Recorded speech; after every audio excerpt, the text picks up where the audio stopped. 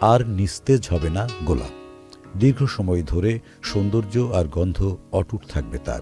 সম্প্রতি মার্কিন বিজ্ঞানীরা গবেষণায় দেখেছেন যে ইথাইলিন নামের এক ধরনের গ্যাসই ফুলকে দ্রুত নিস্তেজ করে দেয়। মনসান্টোর ইউএস বায়োটেক কোম্পানির ওই বিজ্ঞানীরা গোলাপ থেকে ইথাইলিন গ্যাসের নির্গমন বন্ধ করে দেওয়ার পদ্ধতিটি উদ্ভাবন করেছেন। এর ফলে গোলাপ বা যে কোনো ধরনের ফুলের গন্ধ অটুট এবং সজীব থাকবে অন্তত 24 ঘন্টা। ডেইলি মেইল অনলাইন জানায়, বিশ্বব্যাপী তাজা ফুলের কদর থাকলেও তা সতেজভাবে সংরক্ষণ করা দুরূহ। নতুন এই উদ্ভাবন এক্ষেত্রে বড় সহায়ক হবে।